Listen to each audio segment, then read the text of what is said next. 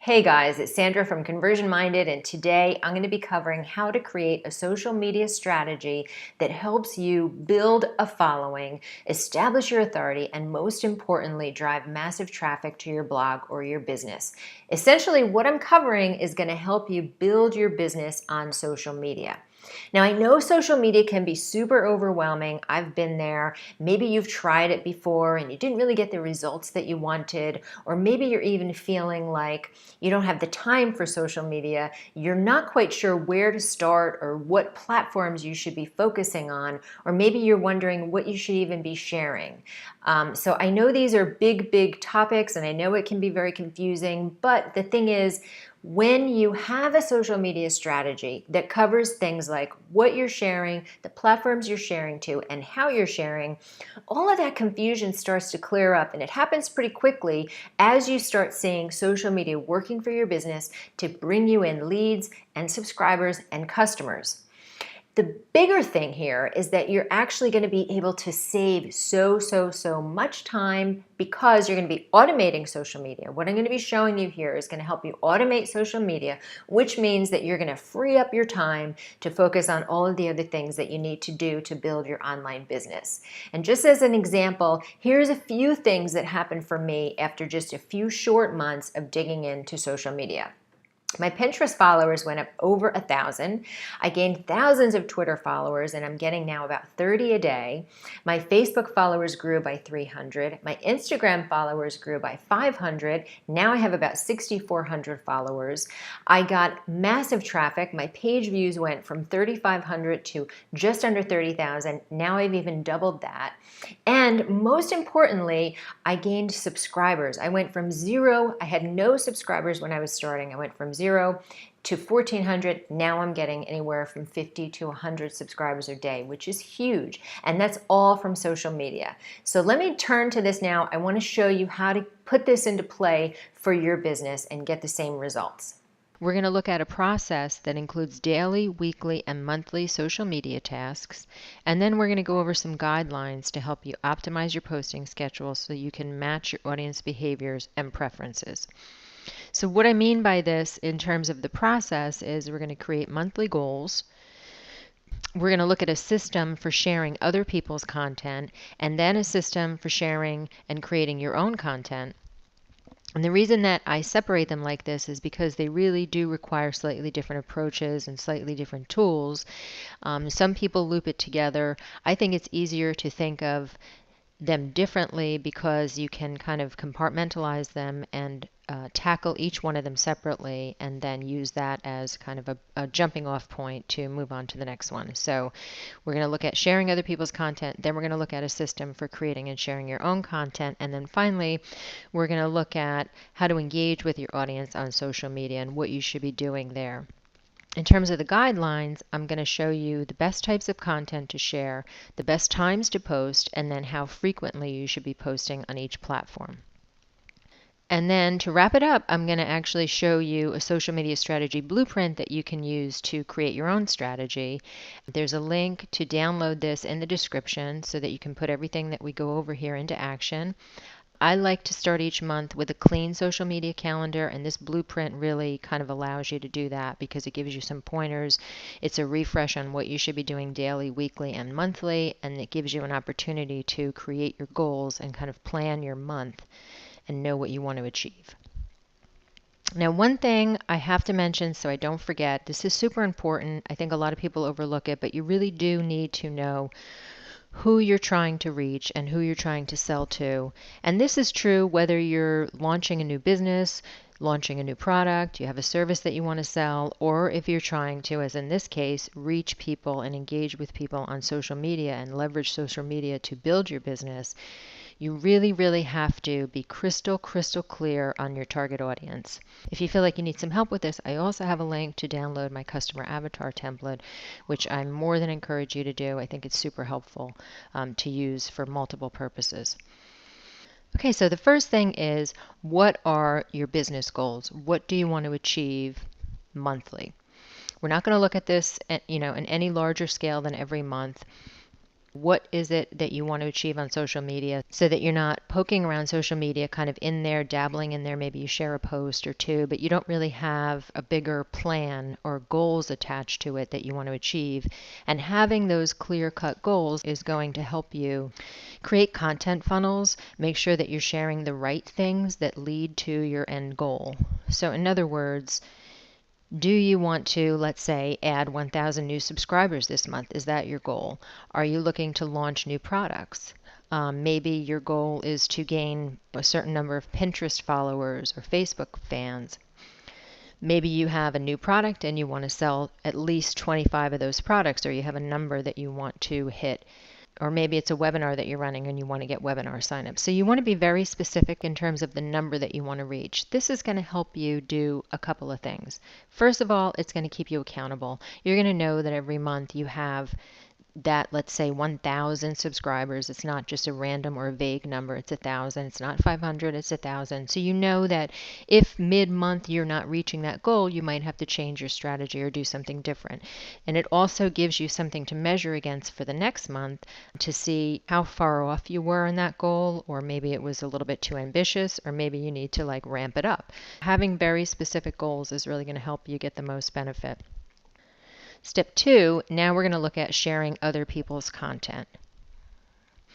So what I recommend doing is creating source libraries of bloggers, influencers, pins, and posts, and you can use Feedly and Pinterest to do this.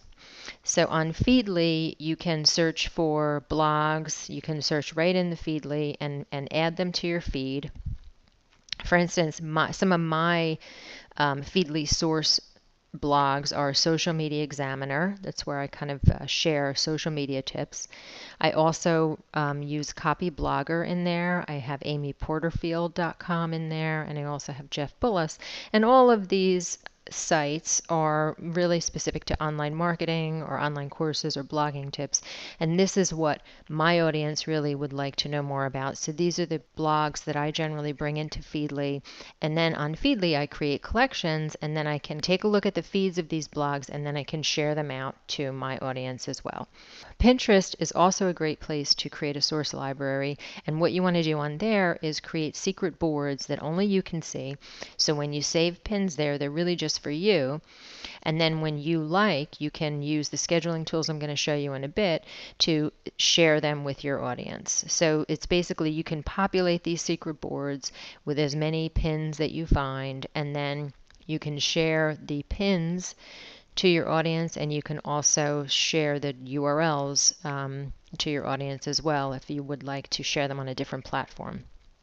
So my secret source boards are blogging and biz pin source. I have an entrepreneur source secret board, and I also have a social media secret board. And then when I find things interesting once a week, I will go in and I will pin to my secret boards so that I have a lot of content in my libraries, and then I can go ahead and schedule them out. So I recommend looking into Feedly and Pinterest to share other people's content. Okay, so that brings us to step 3, where we're going to create and share our own content. Now, before we get into this, if you're just starting out, I really do recommend, and this is what I did, I really focused on sharing other people's content first.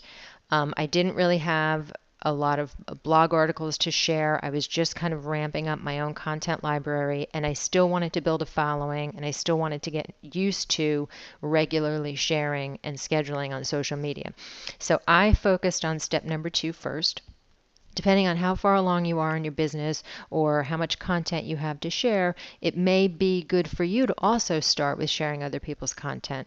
And then you can get into the habit and then kind of slowly get used to step number 3, creating and sharing your own content.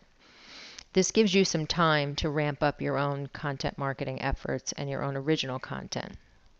So when we talk about original content, I'm really talking about everything that you would create as a business owner, an entrepreneur, blog post. We're talking about tips or free resources or ebooks that you might create that people can download, products, quotes, behind the scenes stories, everything that you would create for your business. That is under the hood of your own content. And what I recommend is creating what I call a content kit for each post or promotion that you're running. That what I mean by that is that you kind of create a number of different assets for each post or promotion, and those would include things like the post itself, or if it's a product that you're offering, the landing page to that product, a free offer associated with it, some kind of quick tip graphic, a highlight video, and an email for your subscribers. This is kind of going to give you the most bang for your buck for every post or promotion. You can see on the right here, these are some sample assets that I create. On the left, I have Instagram images. This is my blog post image. This is a video. And then these are two Pinterest pins. In terms of the pins, I generally go for longer pins, and you can see that one is kind of infography. If you have the ability to do that, I highly recommend it, because on Pinterest, the more visual and graphic you can be, generally the more repins that you get. Now, in terms of the highlight video, I've had a lot of people ask me how to go about creating a video from your post, and I'm going to walk you through that. But I do kind of recommend getting into a habit of either, if you're starting with video, create a post from it also, and then vice versa. If you're starting with a post, create a video from it also, because for a number of reasons. First of all, a lot of things are moving to video. I myself am a little slow hopping on this bandwagon, but I'm getting on it and I'm doing it now, and I recommend that you do too. It's just that, first of all, YouTube itself is actually the #2 search engine. So that is going to give you a lot more visibility and exposure for your content.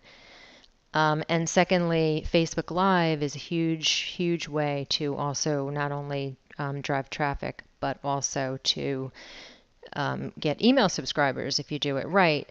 I'm not going to dive too much into Facebook Live, but I do want to just mention here that just get into the habit of creating a post, creating a free offer, creating your graphics for all your social media profiles, making a quick tip graphic out of it, creating a video, and getting an email ready for your subscribers. This way, you will always have a lot in your content library to share. Okay, so step number 4. Now that we've gotten into a groove of sharing other people's content, we're starting to create our own content and actually create like a content machine out of our content kit. Now it's time to look at scheduling content, and the tools that I really recommend using for the best results are Buffer, SmarterQ, and SmarterQ I use to recycle my posts. So this is basically a great SmarterQ is a very good all-in-one platform that you definitely should be a main tool that you use. And I use that for Twitter, Facebook, and LinkedIn. For 3 to 4 accounts, that will run you about $20, which is completely reasonable given all of the amazing functionality that it has. It has great analytics. It has a very easy to use scheduler. You can import RSS feeds, and even Feedly will work with it, so that when you want to share other people's content, you can do everything right from SmarterQ. So I highly recommend that. It's great for evergreen content, which means that when your post, when SmarterQ gets down to the bottom of your post, it's going to start all over again and just keep sharing, so that your new followers who may have missed a post that you wrote a long time ago, well, they're going to have an opportunity to see it, and you're not going to even have to go in there and manually remember to do it. SmarterQ is going to do it for you. SmarterQ is like Edgar. I just prefer SmarterQ because it's more affordable. And then Board Booster and Tailwind are both very popular scheduling platforms for Pinterest. Pinterest is the Mac Daddy of traffic. It's definitely one that you want to check out if your audience is on it.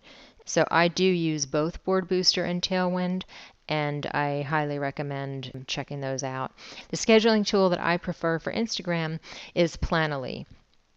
I'm using Planoly for 2 of my accounts, so for me it's $15. It's actually $7 a month if you're running solo and you just have one account that you want to run. So it's completely affordable, and I really love the fact that it is visual. As you can see here, I mean, it looks like your Instagram feed, so you can see how it's going to look. And that's a big deal because on Instagram everything is so visual. So that's my recommendation there, which leads us to step 5. interact and be social. So, how do you approach this? Basically, it's pretty simple. This is the only thing that you're going to be doing daily on social media. Everything else that we've covered is all about what you do outside of these social media platforms.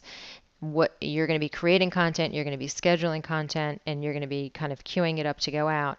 And all of that is happening outside of social media.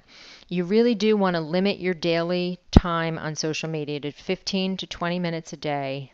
Make sure that you go in, you do what you need to do, you engage with people, you reply to comments, you retweet, you comment on other people's posts, you share other people's posts.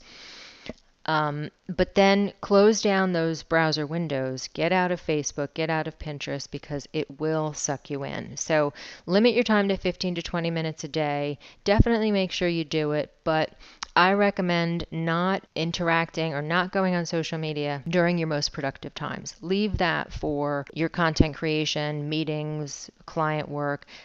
All of the highly, highly important things that you need to do during the day come first, and then this 15 to 20 minutes a day when you're hopping on social media, schedule that for your downtime. Maybe when you're taking a break during lunch or in the evening when you're watching TV or something like that, just hop on there and check it out.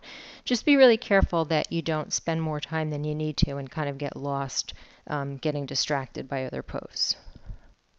Okay, so now we're getting into some of the guidelines that I told you I was going to share with you. And step 6 is all about what types of content should you share? What should you share on the different platforms? Well, you really do want slightly different content for each different platform. For instance, as I mentioned, Facebook and YouTube are great for videos. Things like quick tips and inspirational quotes work well on Instagram and Facebook and even Twitter. Instagram and Pinterest are really, really visual platforms. So you want to make sure that your graphics are really stand out. They're kind of eye-guzzling. They're going to grab people's attention. So I recommend with that you kind of look at other people's Instagram accounts and other people's Pinterest profiles to see the types of visual content that stands out to you that also reflects your brand. And, spend some time getting very visual on those platforms because it does make a big difference. And then in Facebook and Twitter, you can do text-only posts, meaning that they don't have an image, if you're going to ask engaging questions. So you can use that to ask people like, what's the one thing most people don't know about you? Or if there was one thing that you really wanted to know about X, what would it be? So things like that to engage your audience. You can ask questions. That would be the only time I would recommend a text-only post. Any other time with any of these platforms, you really do want to include some kind of image or video. Okay, and that takes us to step 7. What are the best times to post? I'm going to give you some times as a guide, but really it's very important to check your analytics to find the best times that work for you. I say this because Twitter, as you'll see on here, it says 10 a.m. to 6 p.m. with a sweet spot between 1 to 3 p.m. weekdays. Well, this is true. However, with my audience, I've noticed that I get a lot of retweets at 3 in the morning and at 11 p.m. at night. So that means that my audience is very active at those times too. And again, Pinterest, same type of thing. People will tell you all day Saturday because there's a lot of retail on Pinterest, but Pinterest has really kind of opened up to all different industries and all different businesses. So even though there's that quote unquote all day Saturday guideline, what I've noticed is Saturdays and Sundays are my least performing days on Pinterest, and really that my audience is online or on Pinterest during the weekdays, during the work hours. I just kind of point that out so that you make sure that you do just use these as a guideline and make sure that you check your analytics once a month. I'm going to share with you how to get those insights and those analytics. But okay, so let's take a look at this. So Facebook, generally speaking, 12 to 3 p.m. and then 8 to 9 p.m. weekdays, and then also weekends from 12 to 1 p.m. And then Twitter, like I said, 10 to 6 p.m. So we're talking during the work week. Pinterest, generally speaking, 5 p.m. to 12 a.m. and then all day Saturday. And then Instagram, 12 to 3 p.m. and 8 to 10 p.m. These are times that you can use to start with. And again, after a month goes by and you're sharing content, just, take a peek at your analytics to make sure that those times are accurate, and then of course tweak accordingly. For Facebook, in terms of analytics, you can use Facebook Insights. It's really great. You will see a breakdown of your audience demographics, what age they are, and the times that they are most active on Facebook. The same is true for Instagram. If you have an Instagram business account, you will have access to the Instagram Insights, which gives you the same exact information as that, which is great. I used to use Iconosquare for this, but since I changed to a business account, now I don't need Iconosquare, which is a paid analytics platform for Instagram. For Pinterest, Tailwind is really going to give you a lot in terms of analytics. They started out as an analytics tool. So if you're using Tailwind to schedule your content, as I recommended, it has really, really powerful analytics. And then for Twitter, there is an app called Tweriod. That's Tweriod, that will give you insights from 1,000 followers. So it's kind of giving you just a snapshot, but it is enough for you to use as a guide. I happen to have a lot of Twitter followers, so I'm not sure that 1,000 is enough. However, it's the only tool that I have really found in terms of a free tool that gives you any analytics for Twitter. Twitter itself does not provide the analytics, the type of analytics that show you when people are active on Twitter. Now, again, I think one thing to remember with Pinterest and Twitter is that you really do need to be posting frequently, which I'm going to cover. So nailing down the exact time may not be as important as nailing down the exact time on Facebook and Instagram, because you really don't share as much on Facebook and Instagram. And Instagram, really, you just want to be sharing a few times a day. It's so important for you to really know when your audience is most active on there, because you're going to get one or two shots at it.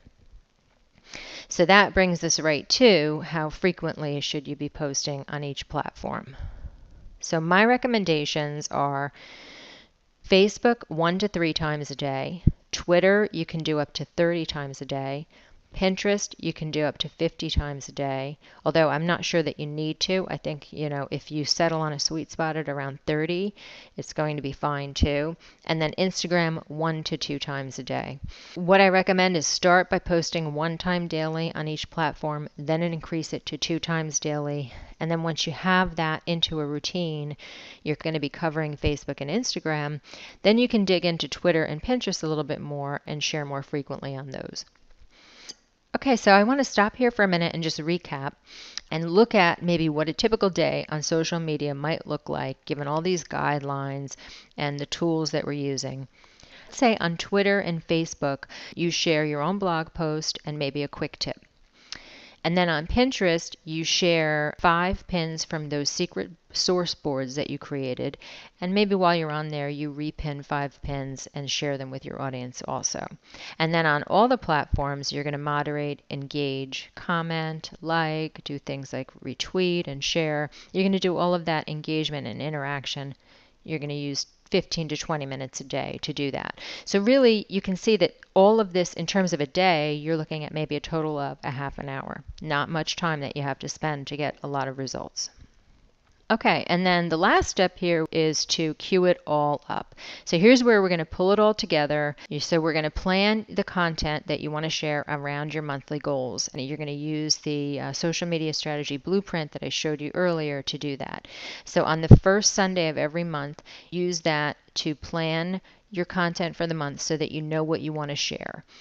I do like to do this on the first Sunday of the month because it gets me kind of geared up for the month, so I recommend doing that too. And just kind of looking at your own content, what blog posts that you might want to share, what products and promotions you want to put forth, maybe what holidays are happening around that month that you want to make sure you include. And then other people's content too, from those resource lists that you created from Feedly and Pinterest. You're going to kind of take a high level view of your month and what is really super important for you to promote. And don't forget to include your products. Don't forget to include any free resources or free offers that you have for people to download, or maybe a challenge or something like that. I have found that I've gotten so used to sharing my blog posts that I forget to promote the things that have sales attached to it. So don't forget to do that, include that. If you know that you're running a promotion, then you will also know that maybe you want to share X blog post because it ties to that promotion. So you'll be able to kind of weave your content together into a seamless strategy. And then every Sunday, this is every Sunday of the week, then you would go ahead and schedule your content. So on the first Sunday of the month, you planned your content, you kind of gathered it together. You have content in your resource list, you have your blog posts, at least you know what you're going to create. You have your products and promotions and landing pages and stuff like that. And then every Sunday of the week, then you want to schedule that content to be distributed for the coming week. And also on that same day, then you would create the images that you need as well for that. And then I recommend, in terms of the video portion of that, when we talked about turning your posts into videos, I kind of recommend doing that, later in the week or maybe the following week. You can even wait to see which posts are most popular and then take those posts and turn them into videos. So really, that can be an add-on in terms of creating videos. I think that that's something to aspire to and get to. You don't have to come out of the gate doing that. But this kind of gives you an idea of how you're going to be queuing all of this up into a workflow that you can follow. So that kind of wraps this up, but I do have some final thoughts and I want to share them to you. And I just want you to know that if you show up every day, you will grow your following and you will be able to use social media to grow your business. You definitely do want to do what I'm suggesting here and create a social media marketing plan each month for what you want to achieve. This is where it starts, knowing what you want to achieve and not just kind of sharing a post and then maybe I'll share another post in 2 weeks from now. Like, that's not a strategy. You really have to have a cohesive strategy and a plan for what your business goals are and what you want to achieve from social media. Remember, only spend 15 to 20 minutes a day on each platform. The rest of your work is going to be done outside of them. As I said, if you're just getting started or if this sounds like a whole lot for you to take in, I recommend sharing other people's content first, then focus on sharing your original content. And definitely use the tools mentioned here. They're going to help you. They're going to save you time. Use Buffer, use Smarter Queue, use Board Booster and Tailwind and Planoly. Definitely get used to using these tools. This is what's going to give you your day back. I always say that in the beginning, it's going to take you a little bit more time because you're going to have to spend time and really understand the platforms that you decide to dig into. But then after that, you're going to get that time right back with these schedulers because they're just really, really amazing. And also just focus on growing one platform at a time. And then when you feel comfortable, move on to another platform. And I don't want to forget about analytics. It really is going to help you set your posting schedule that works best for your audience. So remember to use those times that I gave you as a starting point. And then every month, check your analytics to make sure that your posting schedule matches with when your audience is on social media. And always, as a rule, include an image with your post unless you're asking an engaging question. Don't forget, you can download both the social media strategy blueprint and the customer avatar template below the video and really use those to help shape your strategy both on social media and your overall content strategy so that you have an end goal attached to every piece of content that you're sharing. And use that to really get crystal clear on where you're investing your time, what content you're going to share, when you're going to share it, and all of those details around social media. Definitely leave me any comments or feedback you have about future videos you'd like me to create. I'm here for you, and I would really like to know how I can help you take your business to the next level. So if you have a question about social media marketing or email marketing or driving traffic, creating products, increasing revenue, whatever it is, I'd love to hear about it. And if you haven't already, subscribe to the channel because I'm going to be popping in every week to give you more tips to help you build your business. And I want to thank you so much for joining me and letting me share in the journey with you to building your online business and making the change in the world that only you can make.